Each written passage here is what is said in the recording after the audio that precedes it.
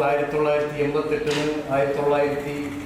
1995 വരെ നമ്മുടെ പഞ്ചായത്ത് സെക്രട്ടറിയായിട്ട് നമ്മുടെ പഞ്ചായത്തിൻ്റെ എക്സിക്യൂട്ടീവ് ഓഫീസറാണ് കുമ്പളാജി പഞ്ചായത്ത് നടത്തിക്കൊള്ളുന്നത്. നമുക്കെല്ലാവർക്കും അറിയുന്നതാണ്. ആദ്യത്തെ പഞ്ചായത്ത് പ്രസിഡന്റ് കുമ്പളാജി തിമ്മപ്രായ, അത് കഴിഞ്ഞ് ഡോക്ടർ കേശവ് ഭട്ടാണ് ഇവിടെ 1988 1995 വരെ ഇവിടെ പ്രസിഡന്റായി. 1995 ആസൂത്രണ സമിതി രൂപീകരിക്കുകയും അന്നത്തെ ആദ്യത്തെ പ്രസിഡന്റായി ബഹുമാന്യനായ 1995 അധ്യക്ഷൻ ഇന്ന് നമ്മുടെ വീട്ടിൽ പോയിരിക്കുകയാണ്. സരസ്വതിയാണ് അന്നത്തെ ആദ്യത്തെ പ്രസിഡന്റ്. അന്നത്തെ ആദ്യത്തെ ബജറ്റ് അവതരിപ്പിച്ചത് ബഹുമാന്യനായ അന്നത്തെ വൈസ് പ്രസിഡന്റ് മല്ലിക ബീരയാണ്. ഞാൻ ആമുഖമായിട്ട് പറയുന്നത് അന്ന് തൊട്ട് ഇതുവരെ 2020 ആദ്യത്തെ പ്രസിഡന്റ് ആനന്ദ കീമവാറാണ്. അന്നത്തെ വൈസ് പ്രസിഡന്റ് ജി ഗുനിഷാണ് അന്നത്തെ വൈസ് പ്രസിഡന്റ്. 2000 ബജറ്റ് അവതരിപ്പിച്ചു.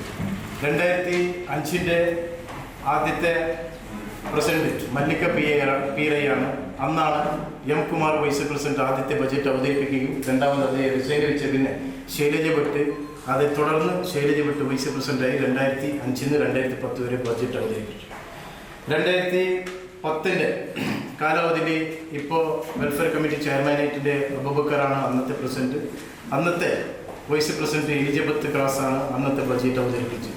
2013 കാലഘട്ടത്തിലും എന്നെ നിങ്ങൾ വിട്ടുപോയ നമ്മുടെ ബഹുമാന്യനായ ഹസൈന രാജാണ് അന്നത്തെ പ്രസിഡന്റ് ആയിട്ടുണ്ടായത്. അയാളൊന്ന് നമ്മൾ വേഗം വിട്ടുപോയി.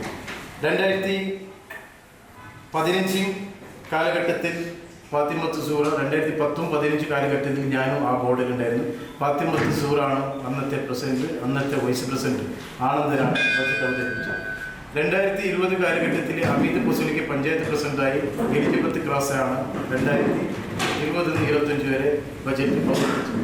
അതായത് 2026-27 ബജറ്റ് 2010 വർഷകാലം 2010-20 വരെ പഞ്ചായത്ത് ഭരണസമിതിയിലുണ്ടായ അന്നത്തെ ഞാൻ നിങ്ങളെല്ലാവരും വളരെ ബലപ്പെട്ട സമയത്തിലാണ് ഇരിക്കുന്നത്.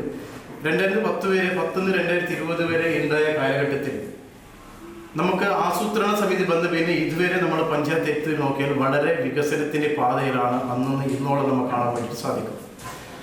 അന്നും ഇന്നും ഒരുപാട് മാറ്റങ്ങളാണ്. നമ്മൾ എന്ത് പറഞ്ഞാലും പിന്നോക്കപ്പിലെ പഞ്ചായത്ത് എന്ന് പറഞ്ഞാൽ കുറേ മാറ്റത്തിൻ്റെ പാതയിലാണ് ഞാനും നിങ്ങളും ഇന്ന് കടന്നു പോകുന്നത്. 2010-20 വരെ ഭരണസമിതിയിൽ ഉണ്ടാകുമ്പോൾ 2015-20 ആദ്യത്തെ ഭരണസമിതിൻ്റെ 2010 ആദ്യത്തെ പ്രസിഡന്റ് അബൂബക്കറെ, അതിനായിട്ട് പിന്നെ 2013 കാലഘട്ടത്തിൽ നമ്മൾ മരിച്ചുപോയ ഹസൈന രാജാനുണ്ടായിരുന്നു. പക്ഷെ അയാളെ ഓർക്കുകയാണ് ഞാൻ ഈ അവസരത്തിൽ. കാരണം അയാൾ പലപ്പോഴും ശബ്ദം കുറഞ്ഞാലും പക്ഷെ അയാളുടെ കാര്യത്തിലാണ് കൂടുതൽ മുൻപന്തിയിലുണ്ടായിരുന്നത്.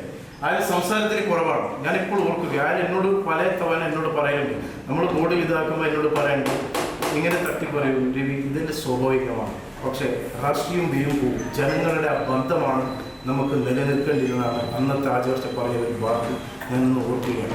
എനിക്ക് തോന്നുന്നു ഒരു സമയം ഇന്ന് AP circle to BG circle road ഒരു സമയം PWD ആയിട്ടുണ്ടെങ്കിൽ അന്നത്തെ CTM മുതലാളി മന്ത്രിയായ സമയത്ത് നമ്മുടെ ഹസൈന രാജിൻ്റെ ഒരുത്തൻ്റെ ശ്രമം കൊണ്ടാണ് അത് PWDയിലേക്ക് വിട്ടുകൊടുത്തതിൻ്റെ ആ പരിണാമം ഞാൻ ഓർക്കുകയാണ്. കാരണം പ്രഭക്കറെ ഉൾപ്പെടെ അന്നത്തെ സമയത്ത് ഒരുപാട് പ്രവർത്തിച്ച് ഒരു നേതാവാണ്. ആ സമയത്ത് ഹസൈന രാജിൻ്റെ ഒരു വലിയൊരു പങ്കാളിത്തം നമ്മുടെ ഈ പഞ്ചായത്തിലേക്കുണ്ടായി. അതേപോലെ നമ്മുടെ കിട്ടൻഡ്രൈ ഉണ്ടായിരുന്നു, അതേപോലെ നമ്മുടെ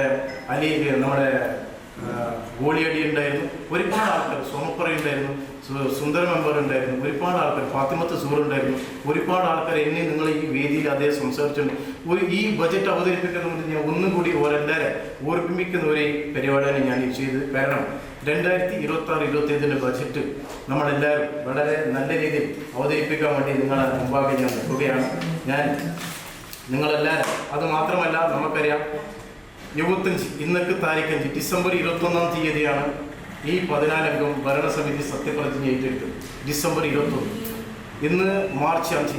തീർച്ചയായും എൻ്റെ കണക്ക് ശരിയാണെങ്കിൽ 75 ദിവസമാണ് ഇന്നൊക്കെ ഈ വളർച്ച വളർത്തുന്ന ഈ സമിതിയാണ്. കാരണം ഞാൻ പറഞ്ഞു വരുന്നത് ഈ 75 ദിവസത്തിനിടയിൽ നമുക്ക് panchayat president, vice president, standing committee chairman ഉൾപ്പെടെ എല്ലാ അംഗത്വം ആകുമ്പോൾ മാർച്ച് 15 കഴിയും.